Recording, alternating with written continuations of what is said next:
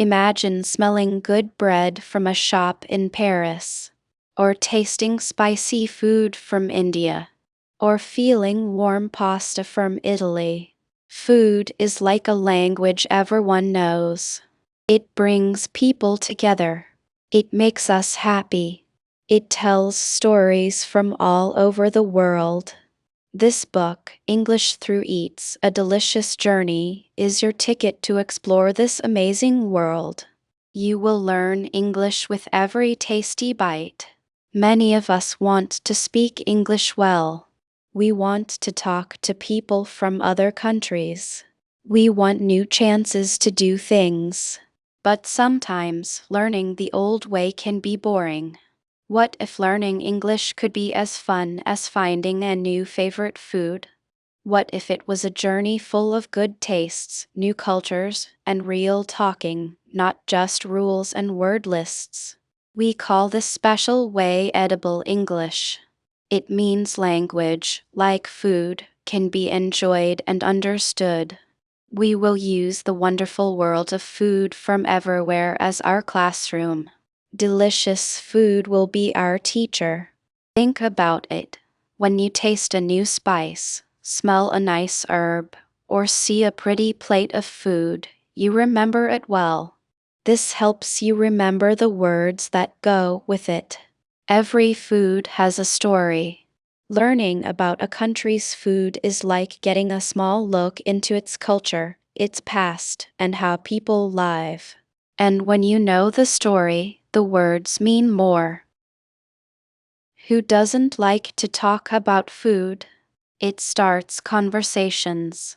It helps us make friends. It brings people together. We will use this natural joy to make learning English feel like a fun trip, not hard work. This is the main idea of English Through Eats. We want to make learning English, which can be hard, into something happy, easy, and very tasty. We think that by tasting new words and eating talking phrases, your English will get better without even trying. In this book, you will learn new words about food ingredients, how to cook, eating out, and different ways people talk. You will learn grammar rules without even knowing it, by seeing how they are used when people talk about food. You will feel more sure when you speak by practicing common phrases for ordering food, talking about tastes, and sharing about food traditions. You will also learn about different cultures that will help you talk better. 1. Learning English with food. Have you ever smelled something and it took you to a different place? Or tasted a food that brought back many memories? Food has this special power. It is more than just what we eat. It is how we connect, the stories we share, and a peek into new worlds. And guess what? We will use this amazing food power to make learning English feel easy, and maybe even yummy. Think about it. We all need to eat. Whether it is a simple sandwich or a big meal, food is something we all know and like. This is where our edible English journey starts. It is a simple idea, learning English by exploring the wonderful world of food. We will taste, smell, and hear stories from around the world. As we do this, new English words and phrases will easily come to us. It is like finding a secret spice that makes learning easy, turning hard work into a fun adventure. Picture yourself trying a new food. Maybe it is spicy, sweet, or something totally new. As you eat it, you might wonder, where did it come from? What makes it taste so good? What is in it? These questions help us learn. When you ask these questions, you are already learning new English words. You might learn the name of a spice, like cumin or paprika. You might learn how to cook something, like simmering or baking.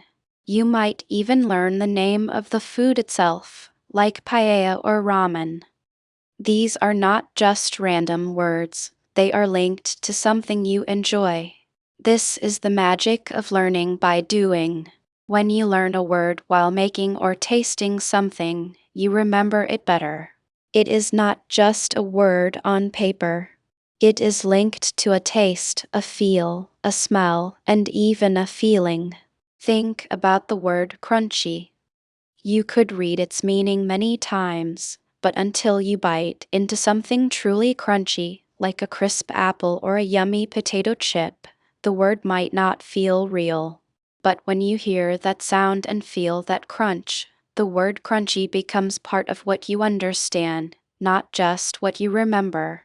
And when you want to talk about that apple or potato chip later, you will use the word crunchy. This is how edible English works. It connects new words to what you experience, making them easy to remember and use. Food is also a great way to understand cultures. Every dish tells a story about the people who made it, their past, and how they live. When you learn about the things in an Italian pasta dish, you learn about more than just tomatoes and basil. You learn about Italy's farms and the importance of fresh food. When you learn about spices in Indian food, you learn about old trade routes and happy festivals. Understanding cultures helps you understand English better too. Many English sayings come from traditions or history. By learning about cultures through their food, you will understand these sayings more easily, making your English sound more natural. It is like having the secret key that helps you understand conversations and stories better. Let's think about a personal story. A few years ago, I was in a market in a new city. I saw beautiful, colorful dumplings. I had never seen them before. The woman selling them, who had a kind smile, told me they were called gyozi. She explained, in simple English, that they are a very old Chinese food, often eaten during special times like Chinese New Year. She showed me how they were made. The dough was rolled very thin, then filled with pork and vegetables, and then folded carefully. She used words like delicate, savory, and steamed. When I ate one hot and tasty, I understood what she meant. The dough was so delicate, the filling was so savory, and steaming made it perfectly soft. Suddenly, I had learned many useful English words. I learned dumpling and gyozi. I learned about ingredients like pork and vegetables. I understood the cooking method steamed. And I learned describing words like delicate and savory. More than just words, I learned about a tradition. I learned that gyozi are special food for special times. This was not just a word lesson, it was a small culture lesson too. The next time I saw dumplings on a menu, I did not just see a picture. I saw the story the woman told me, I remembered the taste, and I felt sure about ordering them, using the English words I had learned. This is the power of edible English working. It makes learning feel like discovering something, not like a chore. How does this feeling and connection to food make it a better way to learn than just studying grammar rules? Well, grammar rules can sometimes feel like confusing puzzles. You might learn a rule for past tense, but it does not always feel connected to anything real. But when you learn about the past tense by talking about a meal you had last night, or a food you tried on vacation, the grammar rule suddenly has a reason and a story. Your brain naturally pays more attention to things that are interesting and fun. Food is always interesting and fun. It uses our senses: sight, smell, taste, touch, and even sound. Think of food cooking. When our senses are involved, our brains make stronger links. The happy feelings we get when eating good food, happiness, comfort, excitement, also help us remember new information. It is like giving your brain a happy reward for learning. This makes learning feel less like work and more like a happy exploration. Can we see how a common food can help us learn many related English words and phrases? Let's take something as simple as bread. Bread is eaten everywhere in many different kinds. When you decide to learn about bread, you find a treasure chest of English words. You will learn about different types of bread: baguette, sourdough, rye, whole wheat. You will learn about the things in it: flour, yeast, salt, water. You will learn about how it is made: kneading, rising, baking, toasting. You will learn about how we eat it: sliced, buttered, sandwiches, croutons. You might even learn phrases like the best thing since sliced bread, which means something new and wonderful. And it is not just about the words. It is about the talks you can have. Imagine you are at a cafe. You can now ask, "Could I have a slice of whole wheat bread with my soup, please?" Or tell a friend, "This sourdough bread is amazing. It is perfectly crispy on the outside and soft inside." You can talk about your favorite way to make bread or share a recipe. Being able to use language in real situations is what Edible English wants to do. It is not just about remembering words, it is about using them to talk, to share, and to connect. This way of learning makes it active and fun, not just something you read. Instead of just reading a book, you are invited to go into a kitchen, visit a market, or sit at a table. You are encouraged to be curious, ask questions, and explore. Being active helps you feel more confident. When you have successfully ordered food in English or told someone about your favorite dish, you will feel proud in a way that just passing a grammar test cannot give. This confidence is a big step in learning English. So, we have seen how food, whichever one likes and is part of cultures, is a great and useful way to learn English. It uses our senses, connects with our feelings, and naturally teaches us many words and ways to talk. It makes learning a new language feel less like a job and more like a celebration. Now that we understand why food is such a powerful tool for learning English, let's jump into the exciting world of edible English and find out the practical ways you can start building your words and talking skills, one tasty bite at a time. 2. Tasting global traditions. Food is a language we all understand. It's a happy smile over a warm dish, a cozy feeling from a sweet treat, or a bright burst of flavor from fresh fruit. No matter where you are, food brings people together. This makes it a perfect way to learn English. Instead of just saying words, we get to taste them, smell them, and feel them. This is the main idea of edible English: learning English by exploring all the tasty food from around the world. It's not like being in a boring class. It's like going on a fun food adventure, and each bite teaches you a new word or a new way to say hello. Let's start with something easy, like food from Italy. When you hear pizza, you probably know that word. But what goes into making it? We can learn words like dough, which is the soft, stretchy part. We learn about sauce, often made from juicy tomatoes. Then there's cheese, which melts into a yummy, gooey layer. And don't forget herbs like basil, which adds a fresh, green smell and taste. These are not just random words, they help make a delicious meal. When you learn these words, you're not just learning English, you're learning about Italian culture, about families eating together, and about how proud people are of their cooking.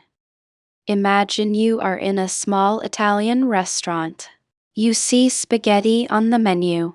You know it's pasta, but what kind? It's long and thin. And the sauce? Maybe it's a rich marinara or a smooth Alfredo. You can ask the waiter, what is in the marinara sauce? This is a simple question, but it uses important English words. What is in the sauce? You're not just asking about food, you're practicing how to ask a question, using the right words, and listening for the answer. The waiter might say, it has tomatoes, garlic, and onions. Now you've learned four more words: tomatoes, garlic, and onions. See how simple that is? You are tasting a tradition, and with every taste, you are naturally learning English. This is what we mean by edible English in action. It's about making learning feel like a fun discovery, not hard work. We take a food we love, or a food we want to know more about, and we explore it. We learn the words that describe it, the words that tell its story, and the words we need to talk about it with others. This way, the language sticks because it's linked to something real, something enjoyable, something we can share. It's about building confidence, one tasty dish at a time. Let's travel to Mexico. Think about tacos. What comes to your mind? Tortillas, those soft, round breads. You can have corn tortillas or flour tortillas. Then there's the filling. It could be beef, chicken, or beans.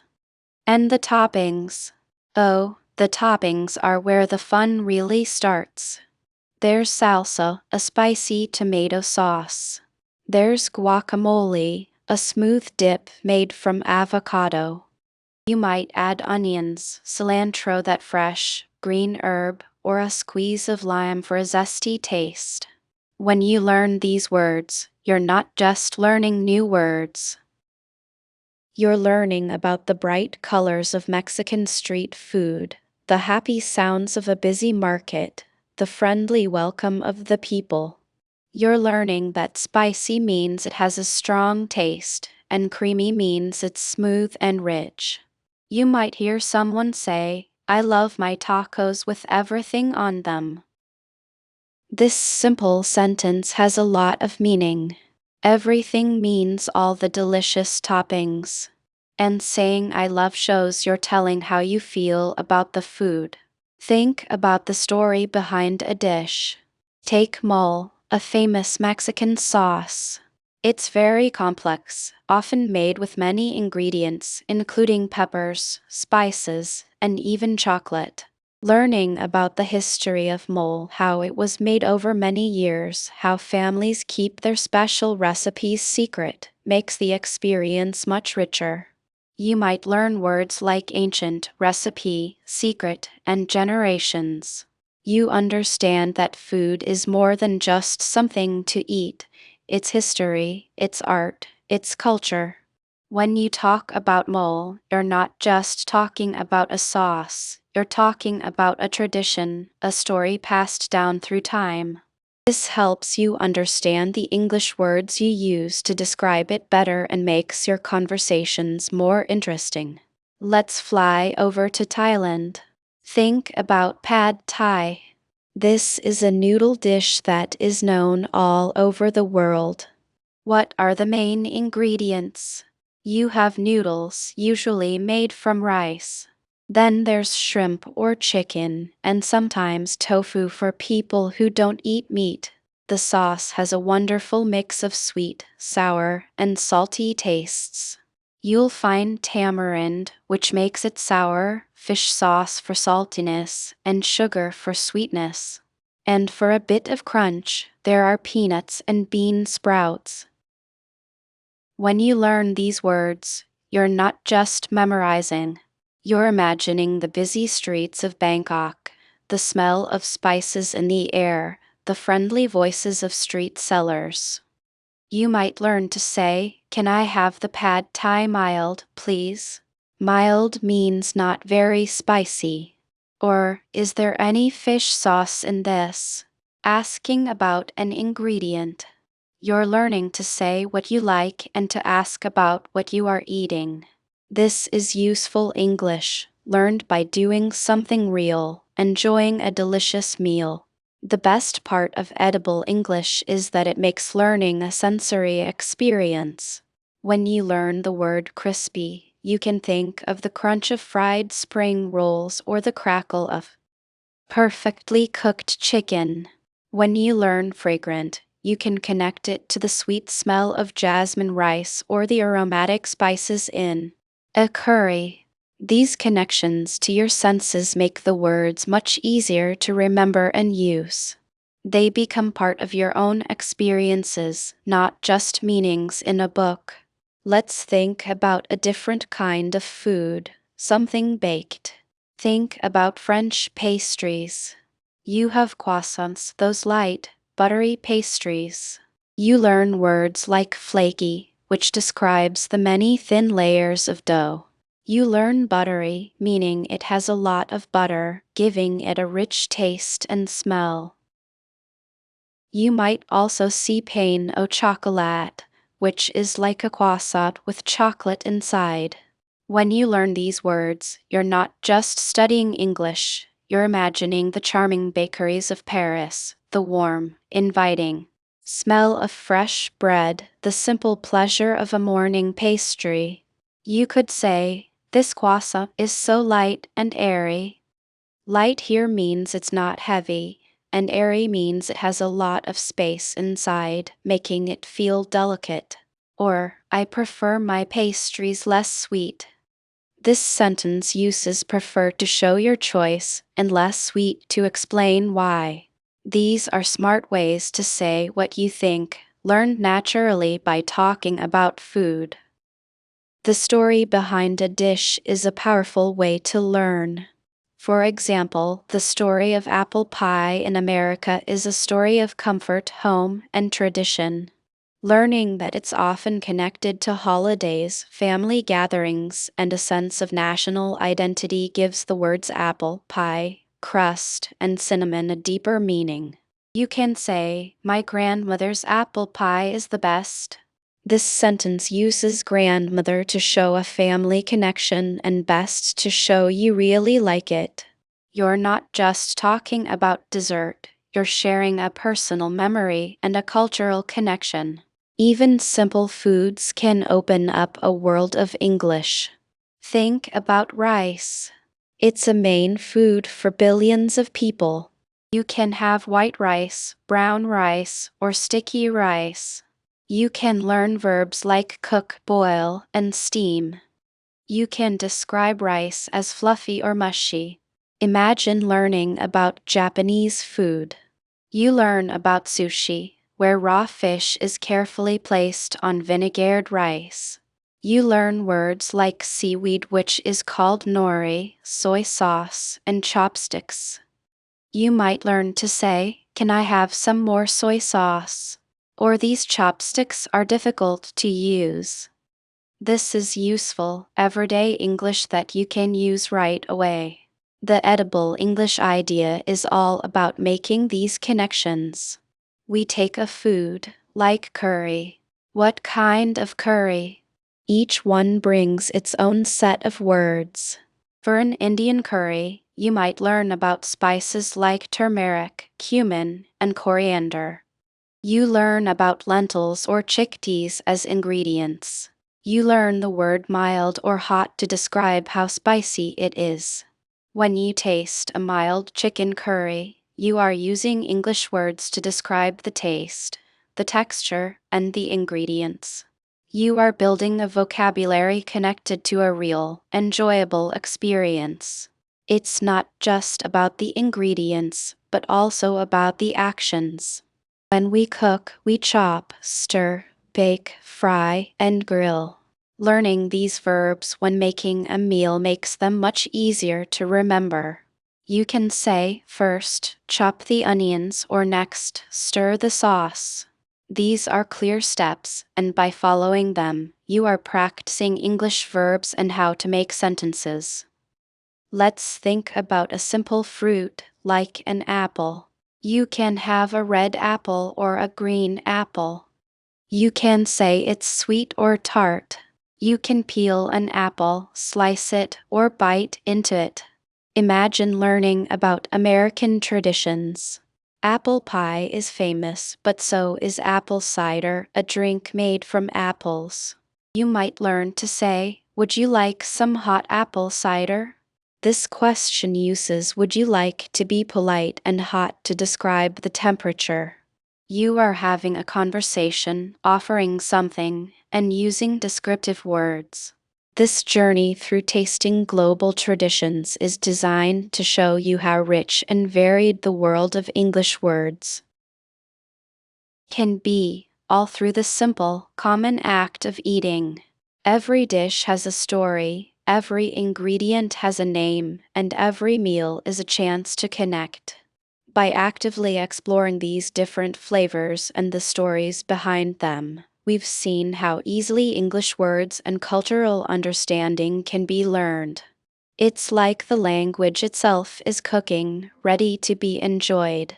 Now, let's move from simply tasting these traditions to actively being a part of them, exploring how we can use our new edible English to connect with others through the joy of sharing a meal. 3. Exploring cultures through language. Food is more than just what we eat. It's a story on a plate, a look into a new world. Think about it. Every dish, from simple rice to a fancy soup, holds the history, the land, and the people from where it came. It's like a secret code to understand. The best part? This code is spoken in English, a language that helps us join this amazing global food story.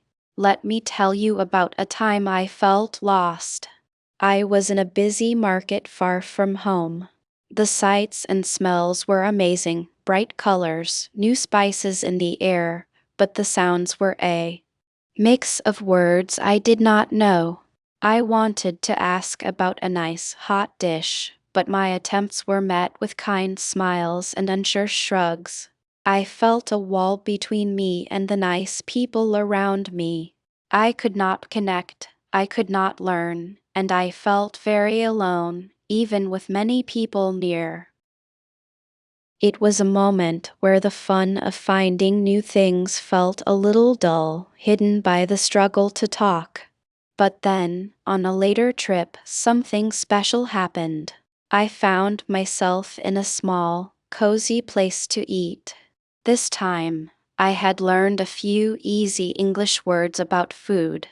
I pointed to a dish on the menu, a colorful salad I had not seen before. "What is this?" I asked, using my not-so-good English. The person serving, a kind man with a warm smile, did not just say the name. He told me it was a salad from his grandma's town, made with green plants that grew only in the mountains. He told me about the sauce, how it was made with a special honey from their area. He even told me how families in his country often share this salad during happy times. Suddenly, I was not just eating food. I was tasting culture. I was hearing stories. And because I could ask these simple questions and understand his answers, a real link was made. We talked about food, yes, but it was more. It was about him sharing a part of his world with me, and me being able to understand and like it. That feeling of being linked, of being able to share and understand, was like a warm hug.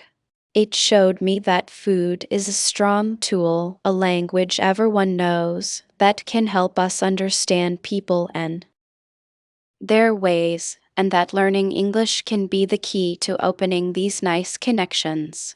This is the heart of edible English, using the fun of food to make learning a new language an adventure, not hard work. Every dish holds a story, a quiet word from the past. Think about pasta. Its trip from simple flour and water in old Italy to the many shapes and sauces we know today is a story of history, moving people, and clever ideas. When we talk about pasta, we often use words like al dente, an Italian phrase that means to the tooth, telling us it is cooked just right, with a little chew.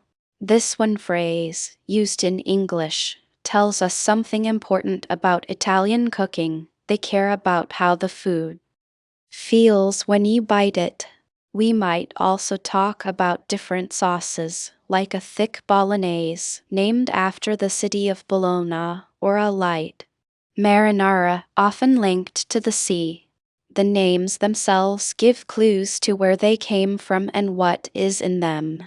The history of pasta shows us how things found in certain places like wheat in Italy changed what people ate and how they made it. This, in turn, changes the words we use to talk about it. Think about curry. This is not just one dish, it's a whole group of dishes from South Asia, each with its own mix of spices. The word curry itself is thought to come from the Tamil word kari, meaning sauce. The amazing mix of spices used: turmeric for its yellow color and earthy taste, cumin for its warmth, coriander for its fresh taste, and chili for its heat, creates a rich mix of flavors. When we describe a curry, we might use words like spicy, smelling good, fragrant, tasty, or sharp. These words help us imagine the flavors. The history of curry is also linked to trade, where spices were brought from all over the world, and how these spices were changed and mixed into local cooking. Learning about curry means learning about trade, places, and the skill of mixing flavors, all of which make our English words better. Then there are tacos. These simple, folded flatbreads filled with different things are a main food in Mexican cooking. The nice thing about tacos is how many ways you can make them. They can be filled with anything from slow-cooked meats like carnitas cooked pork to fresh plants. When we talk about tacos, we might use words to describe what's inside: soft, wet, pulled apart, hot, or new. We also talk about the flatbreads themselves. Are they made of corn or flour? Are they soft or hard and crispy? The simple way a taco is made allows for much newness, showing the cleverness and old ways of Mexico. The very act of eating a taco, often with your hands, is a way of life that shows a more direct, shared way of enjoying food. These examples show us how the exact place and history of a food item directly change the English words we use to describe it and how important it is in culture. The words we pick are not just names, they are tools that carry meaning from culture. When we learn about pasta, we pick up words like al dente and names of sauces from different areas, linking us to Italian cooking history. When we learn about curry, we find words for spices and tastes, showing the rich spice trade and different food styles of South Asia. And with tacos, we learn words that describe how things feel and what's inside, opening a door to Mexican cooking traditions and the skill of simple, tasty food. Each food item is like a small lesson, naturally giving us new English words and the stories behind them. This brings us to the second point: words are a door. When you want to know about a food from another country, you don't just learn its name. You learn about what's in it, how it's made, and what it tastes like. This naturally gives you a whole new set of English words. For example, imagine you want to understand how to make a French soup, like coq au vin chicken and wine. You will see words like simmer to cook gently in liquid, braise to cook slowly in a covered pot, mirepoix, a mix of chopped onions, carrots, and celery used as a base for many dishes, and garnish to make food look pretty. These are all useful English words, and you learn them not because you are forcing yourself to remember a list, but because you really want to make or understand that tasty chicken dish. Think about how food feels. Is it smooth and soft like a rich rice dish? Is it crispy like a fresh salad? Is it soft and light like fish cooked just right? Or maybe it is chewy like some types of bread. These words that describe how things feel add much flavor to our talks about food, and they are important tools for anyone who wants to say more in English. And what about tastes? We can say something is sweet, salty, sour, or bitter. But there are many more words. Is it spicy or hot from chili peppers? Is it sharp like lemon or vinegar? Is it rich and full of flavor, like meat cooked for a long time? Is it umami, that good, deep, soup-like taste? Each of these words helps us describe our experience more exactly, and they are all part of the wonderful English words waiting for us in the world of food. Learning these words through food is much easier because it is tied to a real, feeling experience. You taste the smooth and soft rice dish and the word stays. You feel the crispy bite of a carrot, and crispy becomes more than just a word, it becomes a memory. This is the heart of edible English, using our senses and our natural wanting to know about food to take in language in a way that feels easy and fun. This leads us to how food helps us start talking. Food is something everyone talks about. Everyone eats. This makes it the perfect way to start talking to people, whether they speak your language or not. Imagine you are at a party, and you see someone looking at a plate of interesting small foods. You could walk up and say, "Those look good. What are they?" This simple question, even if said with a bit of an accent, can start a conversation. Here are a couple of common ways to talk about food that are very good for people learning English. First, asking about a dish at a place to eat or a market. This is a great way to practice making basic questions and using words that describe things. You can point to something and ask, "What is this called?" Or "What's in this?" The answer might be simple, like it's chicken soup, or it could be more detailed, like it's a thick soup made with lamb, vegetables, and herbs. You can then ask more questions like, "Is it spicy?" Or "What does it taste like?" This situation is good because it is useful, directly helps you, and the other person is usually happy to explain. It lets learners practice asking for information and understanding simple descriptions. Second, sharing what you like or have experienced with food. This is a wonderful way to build connections and practice saying what you think and feel. You could say, "I love trying new foods," or "My favorite food is pizza." You can then ask the other person, "What's your favorite food?" Or "Have you ever tried a specific dish?" This kind of talk lets learners practice using simple sentences to say what they like and don't like, and to have a back and forth talk. It's also a great way to learn about other cultures through what they like to eat.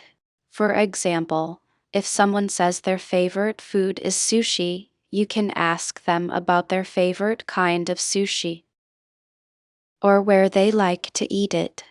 This leads to more specific words and understanding of culture. These ways of talking work so well because they are not stressful and are always positive. Food is often thought of with comfort, parties, and sharing. When you talk about food, you are using those good feelings. It's a common thing that most people can understand, naturally bridging differences in culture and language. You don't need to know hard grammar to ask, "Do you like ice cream?"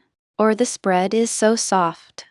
And the answers you get are often full of describing words that you can then add to your own words. It's a beautiful, natural exchange. Finally, more than just the food. This is where the real magic of edible English happens. When you connect with food from another culture, you're not just learning words for ingredients or ways to cook. You're learning about the people who make and eat that food. You start to understand their history, their ways, and what they think is important. For example, in many cultures, food is central to family get-togethers and celebrations. Think about Thanksgiving in the United States, or New Year feasts in East Asia, or Eid al-Fitr feasts in Muslim communities. These are times when families come together, share special meals, and make their bonds stronger. Learning about these ways through their food helps us see the world from different points of view. It builds kindness. You might learn that in some cultures, it's polite to leave a little food on your plate to show you've had enough and the host has been very generous. Or maybe you'll find out how important it is to eat together, where everyone shares from the same dishes. These are not just language points, they are deep understandings of people that make you understand life better. And the more you understand the culture, the more natural and meaningful your English talks about it will become. When you can talk about why a certain dish is important to a group of people or the special actions done during a certain meal, you are using English in a rich, meaningful way. You are not just remembering words, you are using them to connect with people. 4. Fun and easy English lessons. Learning a new language can feel like a very big task. You might think about many words to remember or difficult rules that confuse you. But what if learning English could be as fun as trying a new, tasty food? That is what we want to do with English through Eats and our special idea, Edible English. Think about food. Everyone likes food, no matter where they are from. Food brings people together, makes them happy, and wakes up their senses. Edible English uses this love for food to make learning English feel easy and natural.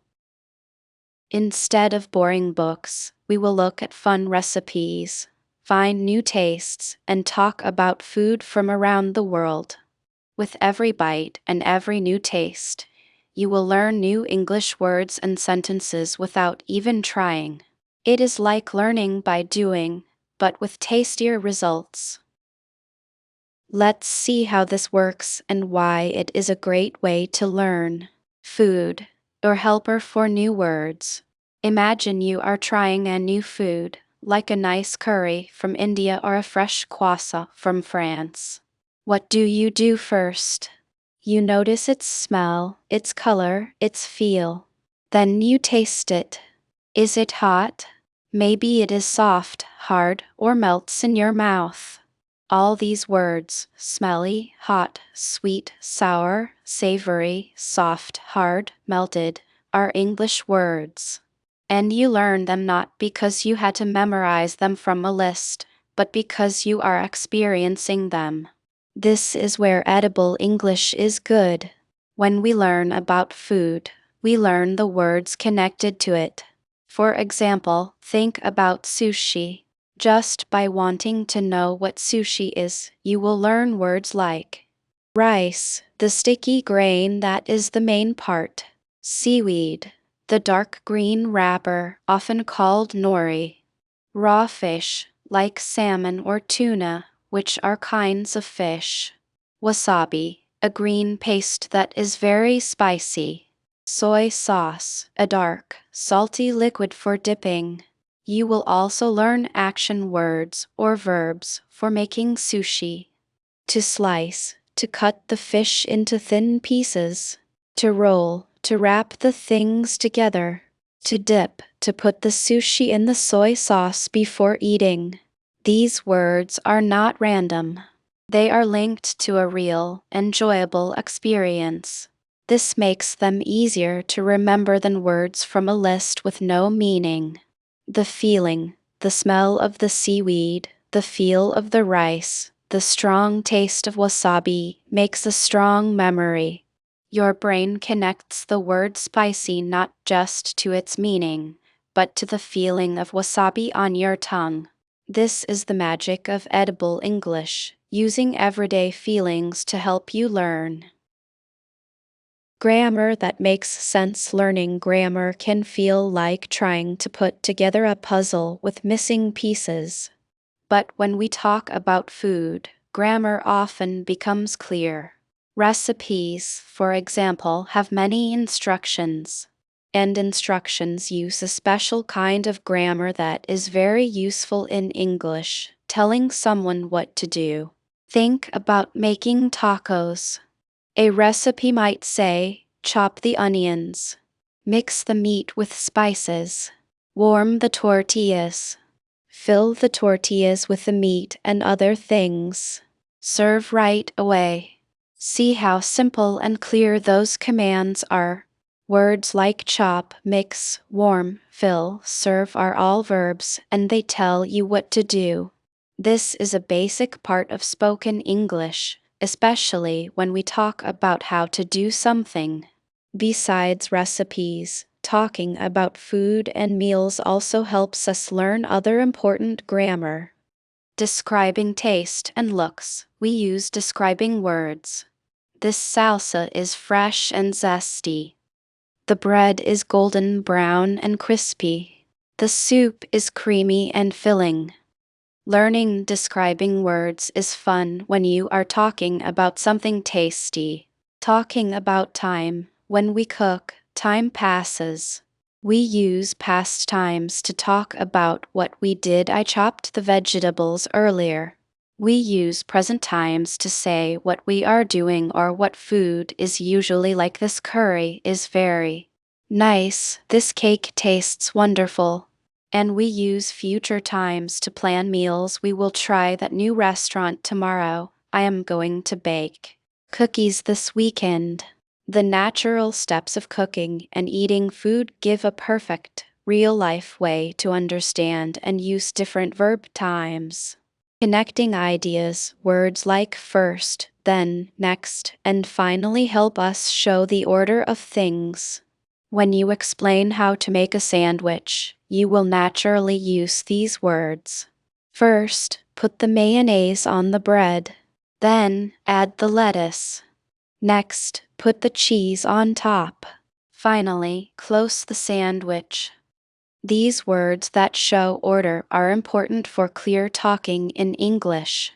By learning about food, we don't just learn words, we learn how to put those words together in ways that make sense, in a way that is useful and interesting. Finding your voice through shared plates. Food is more than just food, it brings people together. Sharing a meal is a very old and common way for people to connect. This is why edible English is so good for practicing talking. When you talk about food, you talk about something you are doing together or something you have done. This makes talking easy and relaxed. Imagine you are at a party where everyone brings food to share. Someone might ask you about the food you brought. This is a great chance to practice. You could say, "This is my grandmother's recipe for potato salad. She always adds a little mustard for more taste." Using verbs and describing words. Have you tried the pasta salad? It's very popular. Asking a question and using describing words, or someone might give you a taste of their food. You can then practice saying what you think. Wow, this is delicious. What are the things in it? Saying you like it and asking for information. It's a little spicy for me, but it smells wonderful. Saying what you think using describing words. I have never tried anything like this before. It's interesting. Saying it's new and giving an opinion, these are not just simple sentences, they are the start of real talking. Asking questions like, what's your favorite food? How do you make this? Or have you ever tried specific food? Are common, friendly ways to connect with people, and they are good practice for English speakers of any level. You might also talk about restaurants, share cooking tips, or remember good meals. All these everyday talks are about food and give you many chances to use and get better at English. How edible English connects taste to memory. Why does learning through food stay in your mind so well? It is because it uses your whole brain and all your senses. Normal learning often uses just sight and sound, reading words and listening. But edible English adds taste, smell, and touch. When you learn the word fragrant while smelling a nice stew, that word becomes linked to a specific, pleasant smell. When you learn chewy while enjoying crusty bread, the word is linked to that good feel. The word crispy is remembered when you hear the nice crunch of a spring roll. This way of using many senses creates a stronger, better memory. It is like making a detailed map in your mind with many points, instead of just one spot. Your brain has more connections to the word, making it easier to remember and use. Plus, let's be honest, learning while eating good food is more fun. When you are having fun, your mind is more open to learning, and you want to keep going. Putting edible English into practice, simple steps for beginners. So, how do we make this tasty idea into easy English lessons? It is about making small, enjoyable connections. For beginners, the main goal is to learn basic words for common foods and cooking actions. We will use simple questions that connect feelings to English words. For example, when you see a new fruit, we might ask, what color is it? Like red, yellow, green. What does it smell like? Like sweet, fresh, strong. What is its texture? Like smooth, rough, juicy. What does it taste like? Like sweet, sour, bitter, salty. These questions help you use describing English words that are directly related to what you are experiencing. We will also look at very common English sentences that are naturally used when talking about food. Here are some of the best ones that are very easy to learn. 1. I don't like, colon. This is the most basic way to say what you prefer. When you try a new food, you can say, I like this, or I don't like this very much. It is simple, direct, and useful in almost any situation with food. 2. I would like, colon. These are important for ordering food in restaurants or asking for something at a meal. Can I have some water, please? Or I would like the chicken, please. These sentences are polite and useful. 3. How do you make what is in this? Colon. These are good for showing you are curious and want to learn more. Asking how do you make this delicious soup? Or what is in this salad? Starts conversations and helps you learn new ingredients and cooking ways. 4. It tastes, colon. This sentence is perfect for describing the flavor. It tastes sweet. It tastes spicy. It tastes amazing. It is a simple structure that allows for many describing words. 5. Let's eat. Enjoy your meal. Colon. These are common sentences used to start a meal or wish someone a good meal. They are friendly and social, creating a feeling of togetherness around food. These sentences are easy to learn because they are used in everyday situations. You will hear them, see them on menus, and have many chances to use them yourself. The context of food makes them feel less like rules and more like natural ways to talk with others. By making eating and exploring food a fun learning adventure, Edible English shows that learning new language skills does not have to be hard. This interesting way prepares us to look deeper into special food journeys, where each dish becomes a step to speaking better. Ready for our next tasty discovery? Conclusion. We have come to the end of our tasty trip. This book, English Through Eats, A Delicious Journey, has shown us how fun it can be to learn English by thinking about food from around the world.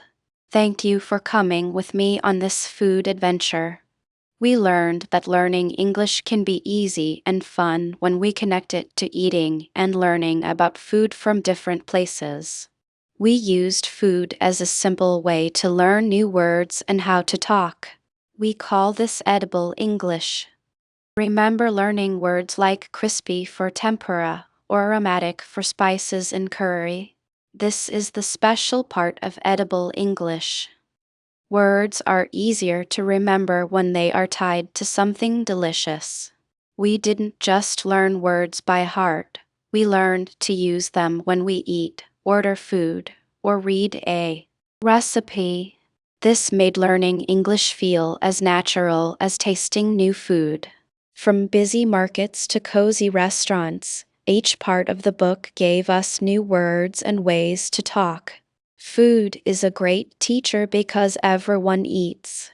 Talking about food is an easy and happy way to meet people. We learned words for cooking, for food parts, and for how food tastes and feels. This made learning feel less like hard work and more like a happy surprise. Now you have your own edible English tools. Think of yourselves as food explorers who also know languages. You can look at any food list, go to any food fair, or visit any kitchen and turn it into a chance to learn. The best thing about edible English is that you can use it anywhere. The next time you try a new food, like pho from Vietnam or pierogi from Poland, you already know how to learn the English words for it. This is not just about learning English, it's about opening your mind to new cultures, one tasty bite at a time. You are now in charge of your own language learning, mixing food and words like a skilled chef. You have become more sure of yourselves, not just in speaking English, but in connecting with the world and its many nice people by sharing food. So, what tasty thing will you learn next with Edible English? Don't stop learning now. Choose a recipe, find a restaurant, or just start talking about your favorite food in English.